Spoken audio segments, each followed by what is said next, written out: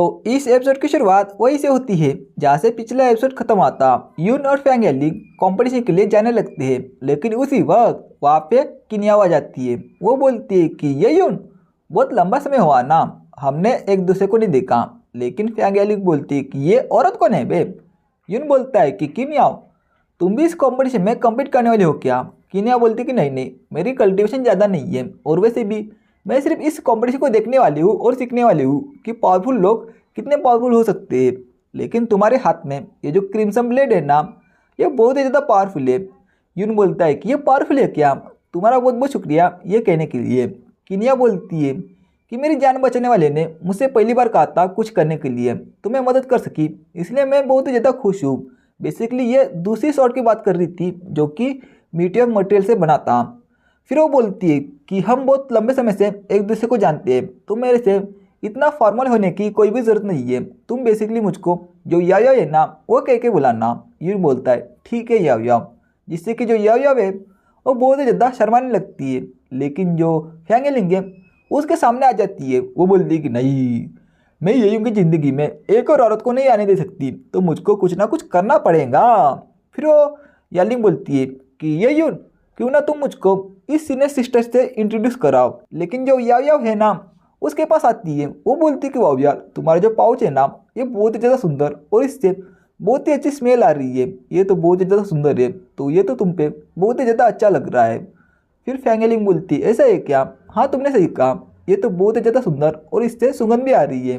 फिर वो दोनों एक दूसरे के साथ बात करने लगते हैं। फिर याओ बोलती है कि ये तो बहुत ही अच्छा आइटम है, इसको आसानी से यावा लेके जा सकते हैं, ये सुंदर भी है, इससे स्मेल भी बहुत अच्छी आती है, तो ओवरऑल ये बहुत ही अच्छा आइटम है। फिर फैंग येलिंग बोलती है कि नहीं नहीं, इसकी कोई भी ज़रूरत नहीं है, अगर तुम सीखना चाहोगी तो मैं अगली बार तुमको सिखा दूंगी कि ड्रेस कैसे पहनते हैं, आइटम कैसे सिलेक्ट करते हैं, तो टेंशन की कोई बात ही नहीं है। लेकिन यून बोलता है कि यार यहाँ पे क्या हो रहा है, इसकी तो फ्रेंडशिप हो गई ना, तो ये जो औरत की जो फ्रेंडशिप है ना ये बहुत ही ज़्यादा अजीब है, क्योंकि मुझे लग रहा था कि इन दोनों में अभी झगड़ा होगा लेकिन अभी दोस्ती होगी। यार औरत का चक्कर मैं तो कभी नहीं समझ सकता। लेकिन पीछे से किंगजू आ जाती है। वो बोलती है कि मैं सही थी, मैंने सही गेस किया था कि तुम्हारे टैलेंट के साथ जो कायन सेट के मास्टर है वो तुमको इस कंपटीशन में कम्पीट जरूर कराएंगे। फिर वो वहाँ से जाने लगती है। यून बोलता है कि किंगजू, मैंने सही गेस किया था कि तुम भी इस कंपटीशन में हिस्सा लेने वाली हो। किंगजू बोलती कि हाँ तुमने सही कहा, लेकिन इस कंपटीशन में बहुत ही ज़्यादा ताकतवर लोग हिस्सा लेने वाले हैं, तो तुम्हें अपना ध्यान रखने की ज़रूरत है। यून बोलता है कि हाँ तुम्हें भी अपना ध्यान रखने की ज़रूरत है। लेकिन फैंग येलिंग बोलती है कि यही एक नंबर 1 औरत है जिसपे कि मुझे नज़र रखने की ज़रूरत है। लेकिन जो याओ है ना वो बोलती है कि जो यून है ना उसने उसको सीनियर सिस्टर नहीं कहा, तो लगता है कि इन दोनों के बीच में कुछ ना कुछ पक रहा है या हो चुका है। फिर पीछे से कोई बोलता है कि सभी डिसेबल सुनो। फिर सभी लोग ऊपर देखने लगते हैं। फिर यून बोलता है कि चलो अभी टाइम हो चुका है हमें जाने के लिए। फिर ऊपर में एक जहाज दिखता है, वहाँ से कोई बोलता है कि सभी डिसेबल इस एयरशिप के अंदर चले जाओ, इस लोकेशन पे हमें जाना है जहाँ पे कंपटीशन होने वाली है, वो जैन कंट्री में है, तो वहाँ पे हम लगभग 6 घंटे के बाद पहुँचेंगे। और ये बात कहने वाला कायन सेट का मास्टर होता है। वो बोलता है कि तुमको अपनी प्रैक्टिस शांति से करने की जरूरत है, अगर तुम्हारी वजह से किसी को परेशानी हुई ना तो हमारे सेट के रूल के मुताबिक तुमको बहुत सारी सज़ा मिलेंगी, तो ध्यान रखना। फिर शिनशी बताए हमें नानसन कंट्री के जो थंडर माउंटेन है वहाँ का सीन दिखाया जाता है जहाँ पे कि कंपटीशन होने वाली है, और वहाँ पे यून की टीम भी आ जाती है। यून की टीम का बंदा बोलता है कि सभी लोग सुनो, यहाँ पे जो बाकी के सेक्टर है ना वो पहले से तैयारी करके आए हैं, तो हमें इस कंपटीशन में ध्यान रखने की ज़रूरत है। और अगर तुमको लगा कि तुम्हारा ओपोनेंट बहुत ही ज़्यादा पावरफुल है और तुम उससे जीत नहीं सकते, तो तुम्हें अपनी हार मान लेनी है। अगर तुमने ऐसा नहीं किया तो तुम्हारी जान भी जा सकती है या फिर तुम्हारी कल्टिवेशन भी डिस्ट्रॉय हो सकती है, तो तुम समझ गए ना। तो चलो, क्या तुम तैयार हो इस कंपटीशन में फाइट करने के लिए। पीछे से फैंग येलिंग बोलती कि हाँ सीनियर ब्रदर, हम सभी लोग तैयार हैं। लेकिन तभी पीछे से कोई बोलता है कि लगता है कि कायन सेट के डिसेबल में बहुत ही ज़्यादा हाई स्पिरिट है। फिर वहाँ पे पीछे से बहुत सारे बंदे आते हैं। बीच का बंदा बोलता है कि लगता है कि तुम लोग अपने मरने का इंतजार नहीं कर सकते। और ये नाम का बंदा है कौन जिसके कि बहुत सारे बंदे डींगे हाँक रहे हैं, जो कि बहुत ही ज़्यादा पावरफुल है। मैं भी उसको देखना चाहता हूँ। और इस बंदे का नाम जो लिन हाई है, जो कि ट्रेजरेंट रिलम के 9वें स्टेज पे है। फिर यून बोलता है कि हाँ मेरा नाम है ये यून, और लगता है कि यहाँ पे बहुत सारे जंगली कुत्ते आए हैं और वो कुत्ते अपने मास्टर से बिछड़ चुके हैं, लेकिन यहाँ पे वो लोग भौंक क्यों रहे हैं बे। वो बात सुन के उस बंदे को बहुत ही ज़्यादा गुस्सा आता है। वो बंदा बोलता है कि लगता है कि तुम पागल हो चुके हो, लेकिन तुम्हारी हिम्मत कैसे हुई बे ये सब कहने की।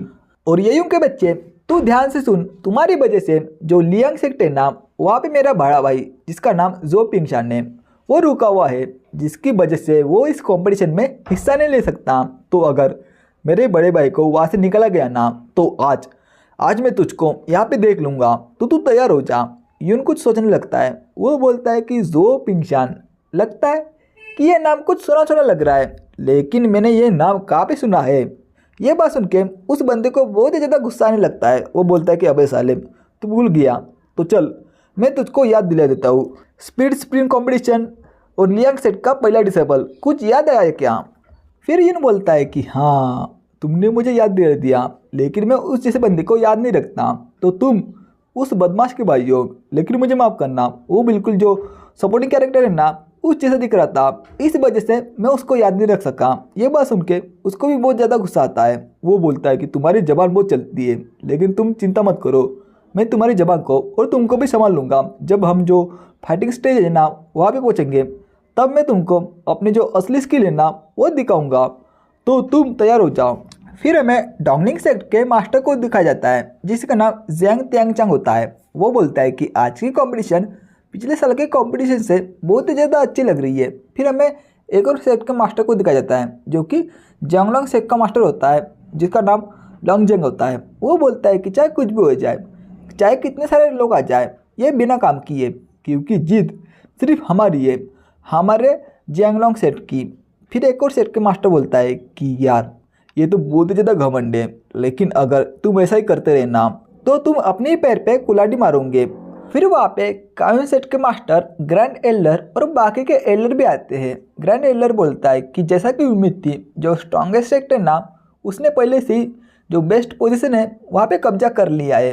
लेकिन काउन सेट का मास्टर बोलता है कि ये ठीक है, हम तो साइड से भी देख सकते हैं ना। लेकिन तभी वहाँ पे एक बंदा आता है, जो कि फैंगली पॉइलिंग का मास्टर होता है, ली बाओ। वो बोलता है कि हा किन, बहुत लंबे समय से हमने एक दूसरे को नहीं देखा।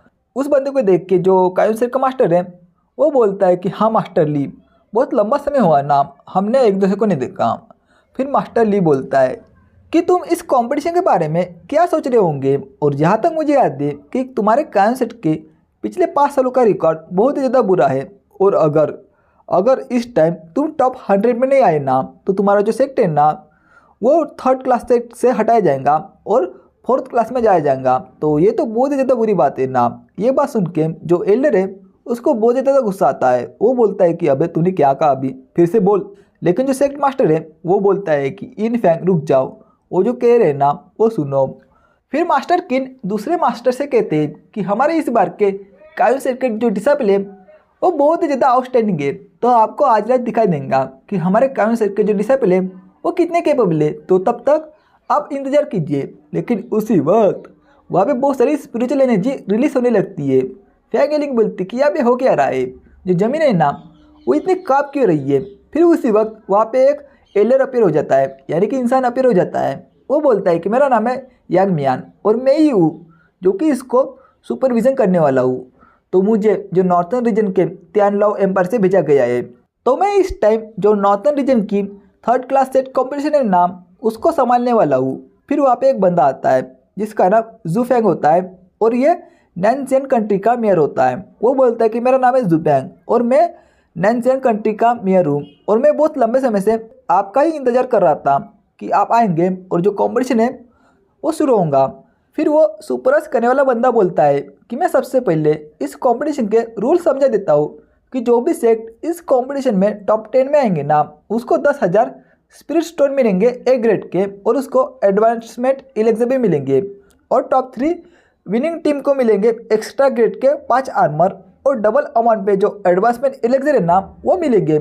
ये बात सुन के बाकी के बंदे शॉक हो जाते हैं। वो बोलते हैं कि जैसा कि एक्सपेक्टेड था सेट कॉम्पिटिशन से, ये जो एडवांसमेंट इलेक्शन है ना ये एक ऐसी चीज़ है जिसे खाने से किसी भी बंदे की जो पावर है ना वो डायरेक्टली इंक्रीज हो जाती है, और इससे 2 छोटे छोटे जो रिलम है ना वो भी ब्रेक थ्रू कर सकते हैं। तो ये तो बहुत ही ज़्यादा अच्छी बात है। फिर वो सुपरवाइज करने वाला बंदा बोलता है कि रही बात जीतने वाली टीम की यानी कि चैंपियन की, तो उसको टॉप ग्रेड के जो स्प्रे स्टोन है ना वो मिलेंगे, जो कि बहुत ही ज़्यादा रेयर है और उसकी जो कीमत है ना वो बहुत ही ज़्यादा है। और उसको एक और रेयर मिलेगा जो होगा तियानलो एम्पायर के जो मार्शल गॉड पैलेस है ना वहाँ पे जाने का और यावा घूमने का। ये बात सुन के बाकी के बंदे बोलते हैं क्या अगर हम जीते ना तो हमको जो मार्शल गॉड पैलेस है ना वहाँ पे जाने का मौका मिलेगा, तो हमको किसी भी हालत में इस कॉम्पिटिशन को जीतना होगा। तो इसी के साथ ये चैप्टर भी यहीं पे ख़त्म होता है। तो इसका अगला चैप्टर अभी तक रिलीज नहीं हुआ, तो जब रिलीज होगा तब भी मैं एक्सप्लेन कर दूंगा। तो मैं मिलता हूँ नेक्स्ट वीडियो में, तब तक के लिए बाय बाय, सायोनारा।